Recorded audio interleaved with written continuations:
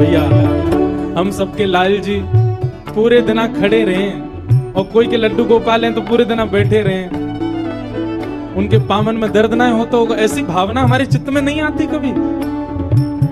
नित्य की सेवा में एक काम किया कीजिए, रोज रात्रि अपने ठाकुर जी के चरण जरूर दबाया कीजिए। सिंथेटिक नहीं पर असली वाला इत्र मंगाइए, थोड़ा महंगा आएगा, मंगवाओ ठाकुर जी की सेवा के लिए। और चरणों में इत्र लगा करके और फिर बड़े धीमे धीमे उंगलियों से। अच्छा एक बात और है, हमारे पुष्टि मार्ग के आचार्य कहते हैं ठाकुर जी की सेवा में अंगूठा का प्रयोग नहीं होना चाहिए। क्यों?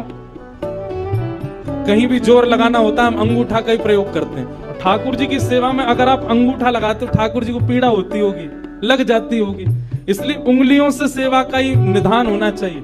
कहीं उठा करके भी रखें तो अंगूठा से ठाकुर जी को बड़े आराम से स्पर्श करना चाहिए।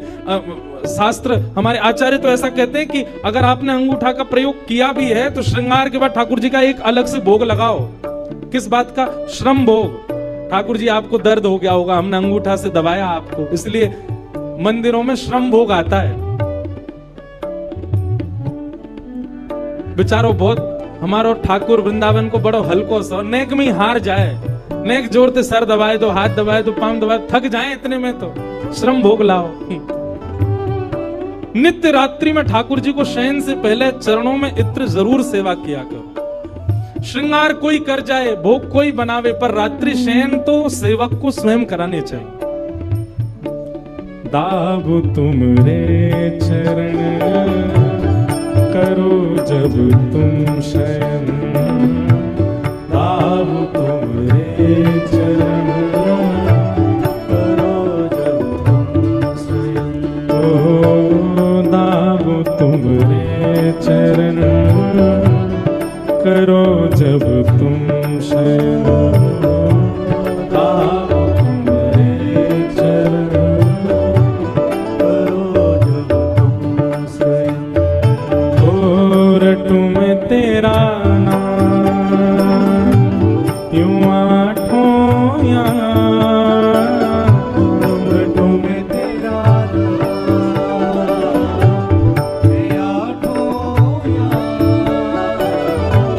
रटू में तेरा नाम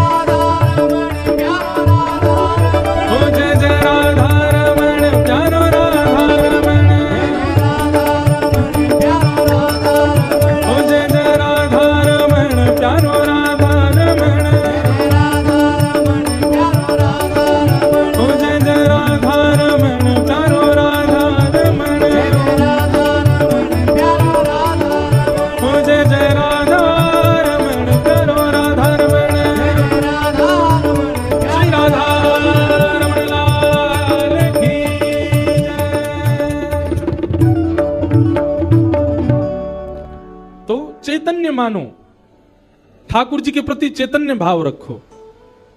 और एक काम और किया कीजिए शयन में, ठाकुर जी की चरण सेवा तो करनी है, और संग ही संग क्या करोगे, जैसे यशोदा मैया लाल जी को कोई कहानी सुनाती है, ऐसे ही आप कथा सुन के जाते हैं, या यूट्यूब पर भी सुनते हैं, कहीं भी सुनते, कोई चरित्र सुनते हैं आप, लीला, वो लीला ठाकुर जी को सुनाया करो। अब कई लोग क्या करते हैं, कथा चालू करके फोन में ठाकुर जी के आगे धर देते हैं। अच्छी बात है, हमारी हाजिरी लग जाती है आपके ठाकुर जी पर शयन के समय तो आप अपने ठाकुर जी को स्वयं कथा सुनाओ। जैसे बालक को मां से कहानियां सुनकर के नींद आती है, वैसे ही हमारे घर के ठाकुर जी, बंधुओं देखो, मंगला में जब ठाकुर जी सुबह सुबह उठते हैं ना, उस समय आप कौन हो? उस समय आप गोपी का स्वरूप हो। सभी साधक बहुत ध्यान से सुनिएगा, मंगला में ठाकुर जी के उत्थाप, सुबह सुबह उठाने के समय आप गोपी स्वरूप धारण करके ठाकुर जी को उठाओ। मध्याह्न में श्रृंगार के बाद आप ठाकुर जी के सन्मुख श्री जी के भाव से या सहचरी के भाव से जाओ, और रात्रि शयन के समय ठाकुर जी के सन्मुख श्री यशोदा जी के भाव से जाओ। इन 3 भाव से ठाकुर जी की सेवा में प्रस्तुत होना चाहिए। सुबह गोपी के भाव से, या फिर ग्वाल के भाव से, ग्वाला के भाव से ठाकुर जी को उठा रहे हैं, लाला भोर रह गई, जल्दी चल गई, चरावे चलना है, इस भाव से उठाओ। या कोई गोपी के भाव से कि लाला मैंने ऐसा माखन निकारो, तू चोरी करेगा ना, इस भाव से उठाओ। मध्याह्न के समय कोई ब्रज की गोपी या फिर कोई सहचरी, ललिता विशाखा या श्री जी के भाव से ठाकुर जी को रूप दर्शन करके, श्रृंगार दर्शन करके बार बार बलैया लो, एक प्रियतमा के भाव से ठाकुर जी का दर्शन करो। और रात्रि शयन के समय यशोदा के भाव से ठाकुर जी को सुलाओ। ठाकुर जी को कोई कथा सुनाओ, लीला सुनाओ, पद सुनाओ, और चरण सेवा करो, चैतन्य। और ठाकुर जी का तीसरा स्वरूप क्या है? आनंद। तो सत परमात्मा, सत राधा रमन लाल, सत वृंदावन चंद को यदि आपने चैतन्य मान लिया, 3 रूप बताए ना, सच्चिदानंद, तो सत परमात्मा को यदि आपने चैतन्य मान लिया, तो सत परमात्मा ही चैतन्य बन के आपको आनंद प्रदान करने लगेगा, वही आनंद देगा।